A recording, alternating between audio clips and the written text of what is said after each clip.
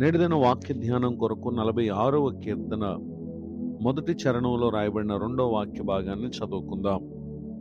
ఆపత్కాలములలో ఆయన నమ్ముకొనదగిన సహాయకుడు. చదవబడిన ఈ వాక్య భాగంలోని దీవెన నా ప్రియులకు మీరందరూ పొందుదురుగాక. వాక్య ధ్యానం కొరకే ప్రార్థన. ప్రేమ కలిగిన మా తండ్రి, మీకు వందనాలు. నేడు చదవబడిన ఈ వాక్య భాగం ద్వారా మాతో మీరు మాట్లాడి మమ్మలను మీరు బలపరచండి.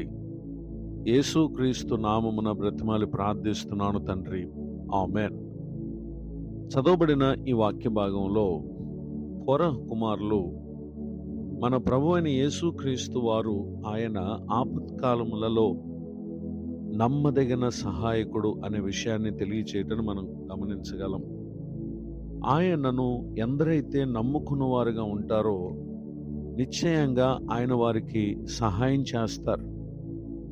మానవులమైన మనలను కలుగు చేసినటువంటి దేవుడు ఆయన. ఏ ఒక్కరిని కూడా ఆయన తమ ఆపత్కాలాల్లో విడిచిపెట్టుటకు ఇష్టపడని దేవుడు.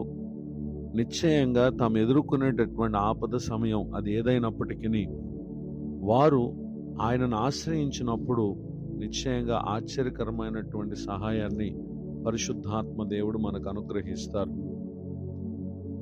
ఎజ్రా గ్రంథం 8వ అధ్యాయము 22వ వచనంలో రాయబడినటువంటి వాక్యంలో, మేలు కలుగు చేయుటకై ఆయనను ఆశ్రయించు వారందరికీ మా దేవుని హస్తము తోడుగా ఉండును అని ఇక్కడ ఎజ్రా పలుకుటను గమనించగలం. యూదా ప్రజలు వారు యెరూషలేమునకు ప్రయాణమై వచ్చు నిమిత్తమై తమ మార్గములో తమకును తమ చిన్నవారికిని తమ ఆస్తికిని శుభ ప్రయాణము కలుగునట్లు అహావా నది దగ్గర వారు ఉపవాసం ఉండాలని అతడు ప్రకటించాడు. ఈ విధముగా చేయట్లో గల కారణం ఏంటంటే, వారు దేవుణ్ణి ఆశ్రయిస్తున్నాం అనేటటువంటి విషయాన్ని తమ క్రియల ద్వారా వారు ఇక్కడ కనుపరచుటను క్రింది విషయాలు మనం చూడగలం. కారణం ఏంటంటే, తమ మార్గంలో శత్రువులు ఉన్నారు. నిశ్చయంగా వారందరి చేతుల్లో నుండి దేవుడు తమను ఆయన రక్షించగలిగినటువంటి దేవుడు అనే సంగతిని విశ్వసించినటువంటి ఎజ్రా ఆ విధముగా వారు చేశారు. అలానే ఎజ్రా గ్రంథం 8వ అధ్యాయం 31వ వచనం దగ్గరకు వస్తే, మేము మొదటి నెల 12వ దినమున యెరూషలేమునకు వచ్చుటకై అహావా నది నుండి బయలుదేరగా మా దేవుని హస్తం మాకు తోడుగా ఉండి శత్రువుల చేతుల్లో నుండి మార్గమందు పొంచి ఉన్న వారి చేతిలో నుండి మమ్మను తప్పించినందున మేము యెరూషలేమునకు వచ్చి 3 దినములు అక్కడ బస చేసితిమి. చదవబడినటువంటి ఈ వాక్య భాగంలో వారు దేవుని కొరకైతే దేవుని ఆశ్రయించి ప్రార్థన చేశారో, తమ ఆపత్కాలంలో దేవుడు వారికి నమ్ముకొనదగిన సహాయకుడై వారు చేసిన ప్రార్థన విని పొంచి ఉన్న శత్రువుల చేతుల్లో నుండి దేవుడు వారిని తప్పించి క్షేమంగా తమ గమ్యస్థానానికి చేర్చినటువంటి సంఘటనని ఇక్కడ మనం చూస్తూ ఉన్నాం.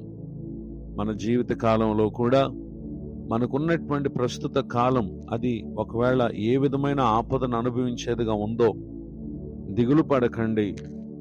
ఆయన మేలు కలుగు చేయుటకై తను ఆశ్రయించే వారందరికీ దేవుని హస్తం తోడుగా ఉంటుంది.